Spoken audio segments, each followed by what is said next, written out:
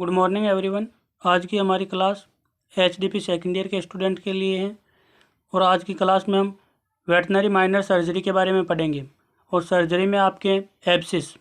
तो सबसे पहले अपन देखते हैं कि एब्सिस किसे कहते हैं। शरीर के किसी भाग पर एक असाधारण गुहा जिसमें फ्लूइड भरा हो उसे एब्सिस कहते हैं।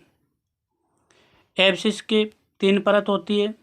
सबसे बाह्य परत को बाह्य दीवार कहते हैं।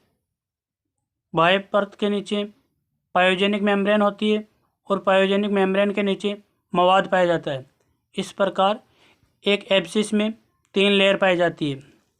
नेक्स्ट आपके एब्सिस के कारण। तो एब्सिस के निम्न कारण है। कई प्रकार के सूक्ष्मजीवी है जिनके कारण एब्सिस होती है। तो उनमें अपन देखते हैं। सबसे पहले आपके कोरिनीबैक्टीरियम, दूसरा है सूडोमोनास, तीसरा है स्ट्रेप्टोकोकस, चौथा है स्टेफाइलोकोकस, पांचवा है एस्चेरिया कोलाई जिसे ई कोलाई भी बोलते हैं, छठा है एक्टिनोमाइसिस बोविस। इन सूक्ष्मजीवियों के अलावा कई प्रकार के रासायनिक पदार्थ भी है जिनकी वजह से भी एब्सिस होता है। तो रासायनिक पदार्थों में अपन देखते हैं मरकरी क्लोराइड व जिंक क्लोराइड, 2 ऐसे रसायन हैं जिनकी वजह से भी एब्सिस हो सकता है। मर्क्यूरी क्लोराइड व जिंक क्लोराइड की वजह से। नेक्स्ट एक परिभाषा और देखते हैं अपन कि कैसेटेड पस किसे कहते हैं। यानी कि जब कोई एब्सिस हो जाती है और उस एब्सिस का तरल पदार्थ या फ्लूइड जब लंबे समय तक निकाला नहीं जाता है तो उसका फ्लूइड है जो शरीर के ऊतकों द्वारा अवशोषित कर लिया जाता है तथा अर्धठोस गाढ़ी मवाद शेष रह जाती है जिसे कैसेटेड पस कहते हैं। नेक्स्ट आपके टाइप ऑफ एब्सिस या एब्सिस के प्रकार। तो एब्सिस कई प्रकार की होती है। सबसे पहले हॉट या एक्यूट एब्सिस, दूसरा है कोल्ड या क्रोनिक एब्सिस, तीसरा है सुपरफिशियल एब्सिस, चौथा डीप एब्सिस और पांचवा आपका मल्टीपल एब्सिस। अब हम एक एक के बारे में देखेंगे।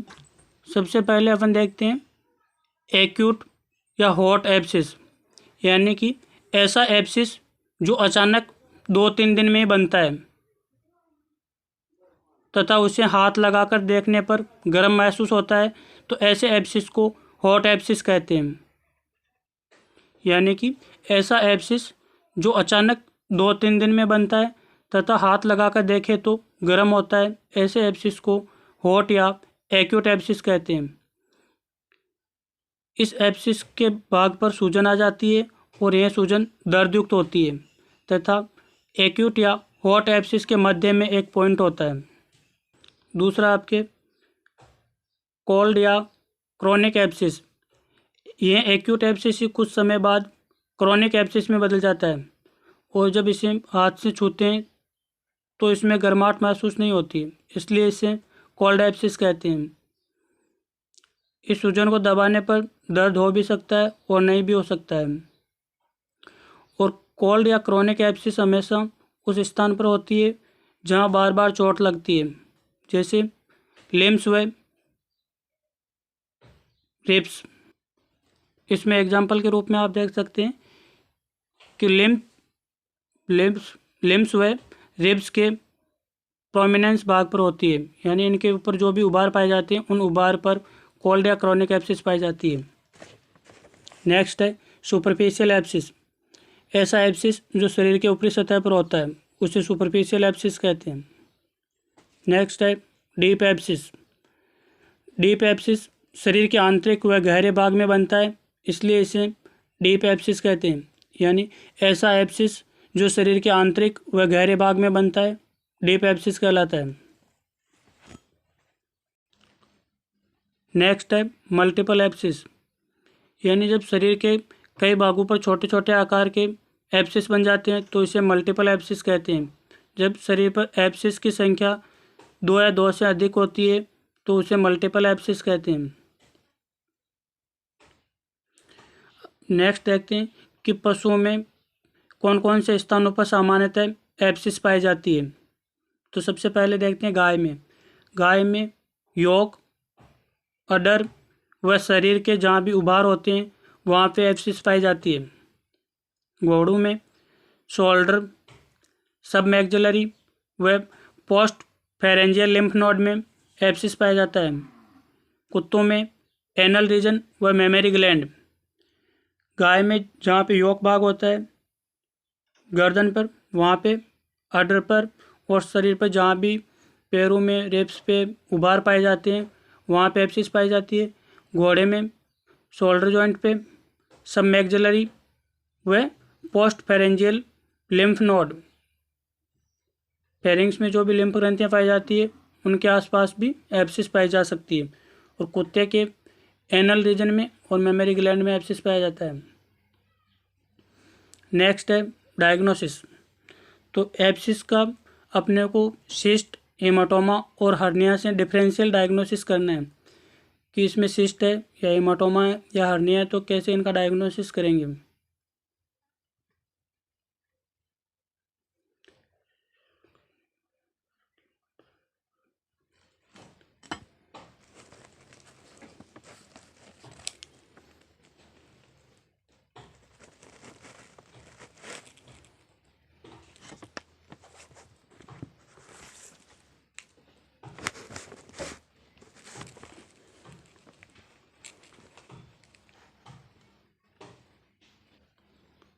सबसे पहले अपन देखते हैं कि सिस्ट में अपने को क्या दिखाई देता है जब डायग्नोसिस करते हैं।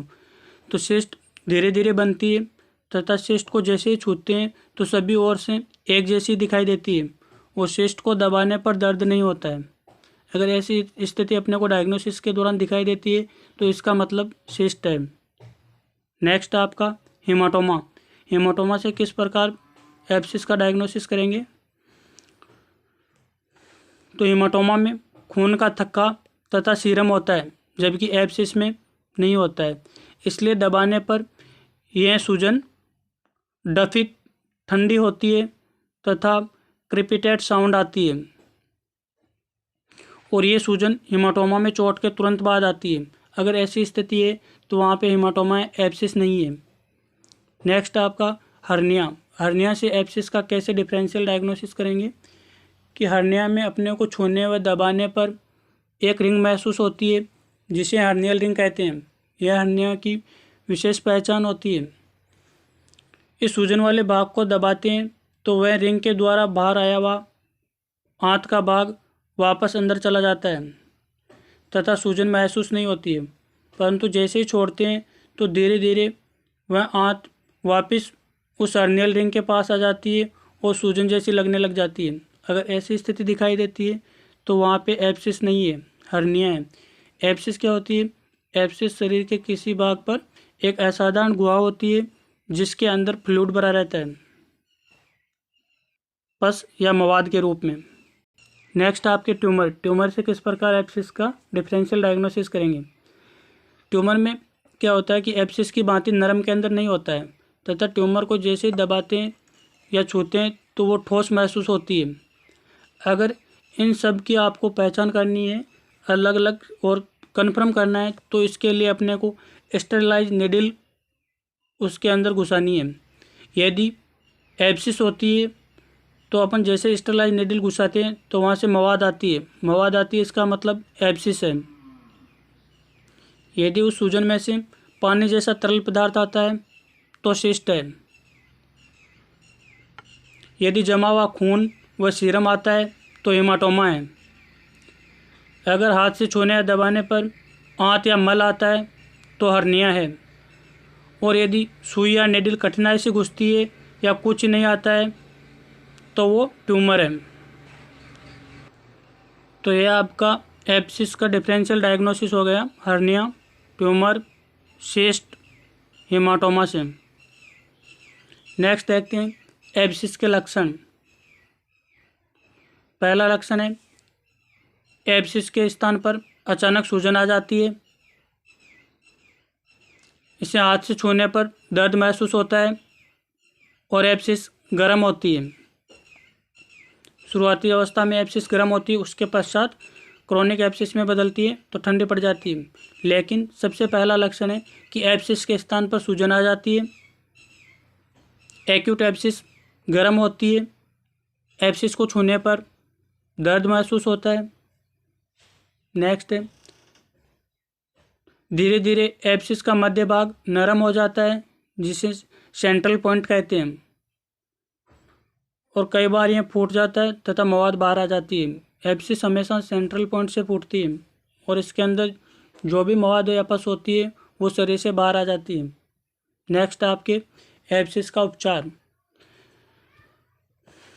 एब्सिस का उपचार करते समय सबसे पहले आपको ये देखना है कि एब्सिस पकी हुई है या नहीं। अगर एब्सिस नहीं पकी हुई है तो या तो उस पर गर्म पट्टी बांधें या उस पर आयोडेक्स लगाएं ताकि एब्सिस पूर्ण रूप से पक जाए।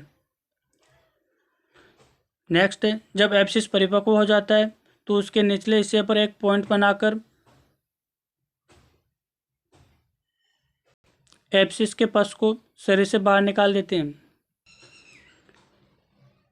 जब एब्सिस पूर्ण रूप से परिपक्व हो जाती है तो एक चाकू की भांति बिच्छुरी आती है, उसके माध्यम से एब्सिस पर चीरा लगा दे तथा मवाद को पूर्ण रूप से निकाल दें। एब्सिस में सबसे बाहर की तरफ बाह्य परत होती है। बाह्य परत के नीचे एक झिल्ली पाई जाती है जिसे पायोजेनिक मेम्ब्रेन कहते हैं, और यह पायोजेनिक मेम्ब्रेन जैसे एक बार आपने पस निकाल दिया तो उसके तुरंत पश्चात दोबारा से पस फॉर्मेशन शुरू कर देती है। इसलिए आपको उस पायोजेनिक मेम्ब्रेन को नष्ट करना है। तो उस पायोजेनिक मेम्ब्रेन को नष्ट करने के लिए आपको वहाँ पे टिंचर आयोडीन लगाना है। अगर उसमें कोई फॉरेन बॉडी जैसे सुई, बाल आदि दिखाई दे तो उन्हें निकाल देना आपको।